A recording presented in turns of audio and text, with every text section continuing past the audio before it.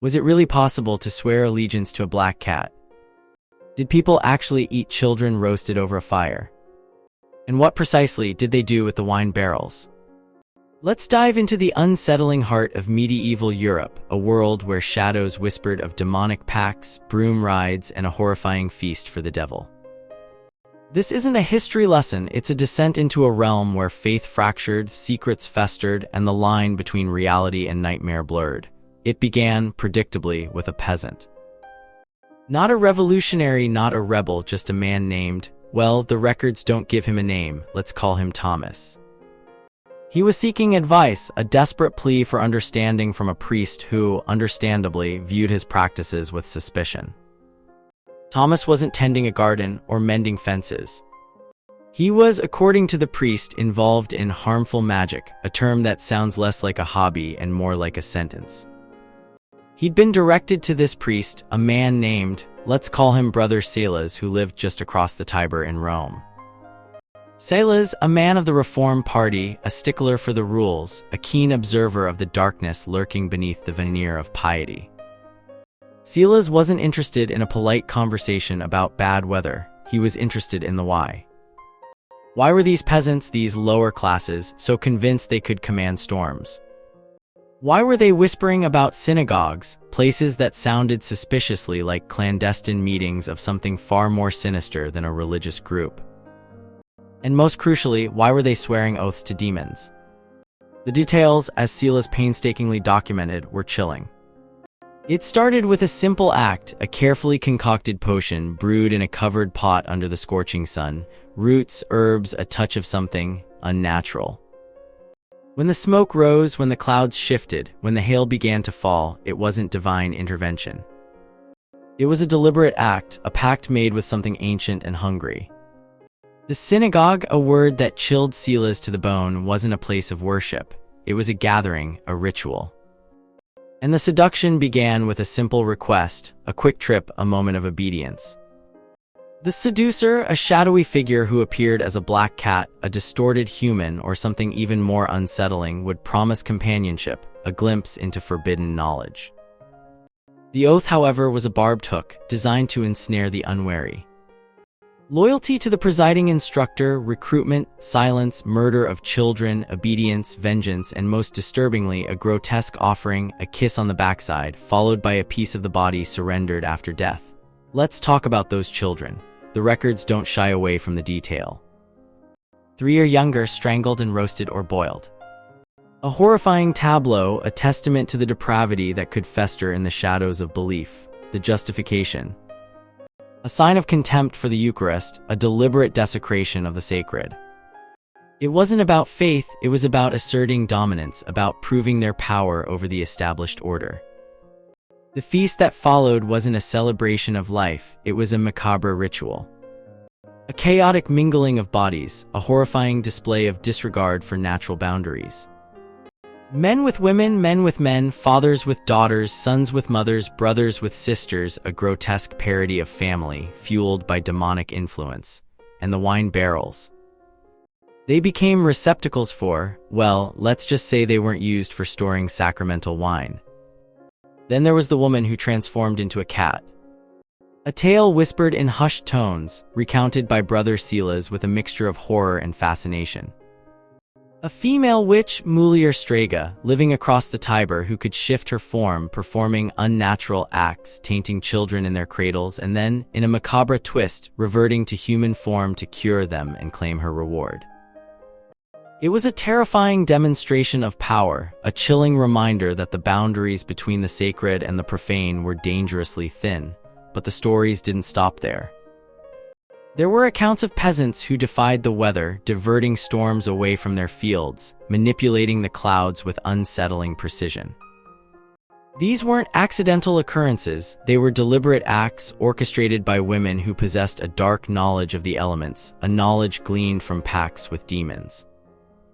The mountain and alpine dwellers, as Silas described them, were particularly suspect. They possessed a rare herb, a key ingredient in the concoctions that summoned storms. This wasn't about simple herbalism, it was about harnessing the power of nature for darker purposes. It was about tapping into something ancient and malevolent, and then there was the synagogue itself. It wasn't a place of worship, but a gathering place, a hub for these practices.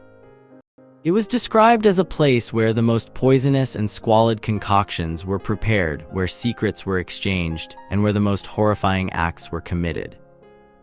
It was a place where the boundaries of morality dissolved, replaced by a chilling devotion to the demonic. The records detail specific rituals, the precise wording of the oaths, the gruesome offerings demanded by the demons. The details are so vivid, so unsettling, that it's easy to forget that this wasn't a fictional tale. This was a real fear, a real belief, a real terror that gripped medieval Europe. Felix Hemmerlin, a Swiss scholar writing in the mid-15th century, offered a scathing critique of these peasant beliefs. He labeled them outrages, accusing them of summoning clouds and disturbing the air with demons, disrupting the natural order and trampling on the gifts of the earth. He saw them as deliberately rejecting God's providence, attributing natural phenomena to demonic intervention. But Hemmerlin's condemnation wasn't purely religious. It was also deeply rooted in social and political anxieties. He viewed these peasant beliefs as a threat to the established order, a challenge to the authority of the nobility and the church. He saw them as a manifestation of ignorance and superstition, a dangerous deviation from the true path. The case of the Tiber witch, the woman who transformed into a cat, provides a particularly chilling example of the church's response to these beliefs. She confessed to her harmful magic and was subsequently burned at the stake. It wasn't simply a punishment for heresy, it was a demonstration of power, a warning to others who dared to dabble in the dark arts. The story of the peasant who sought advice from Brother Silas is equally unsettling. He had been directed to Silas by his priest, who had refused him the sacraments of the church because he practiced harmful magic, curing animals through unnatural devices, words, signs, and gestures performed on specific days. Silas, a man of meticulous detail, meticulously documented these practices, revealing a complex and disturbing system of folk beliefs. The peasants' reliance on natural methods, on herbs and rituals, was viewed with suspicion by the church. It was seen as a rejection of divine intervention, a belief in the power of human agency to manipulate the natural world. And then there was the matter of the amorious, an illness attributed to the excessive and immoderate fiery heat of love. The peasant, consumed by longing, mistakenly attributed his suffering to a woman's harmful magic, highlighting the way in which fear and superstition could distort reality. The story of Pierre de Blois and the wax figures used to torture enemies or set lovers on fire is a particularly vivid illustration of the dark imagination that fueled these beliefs.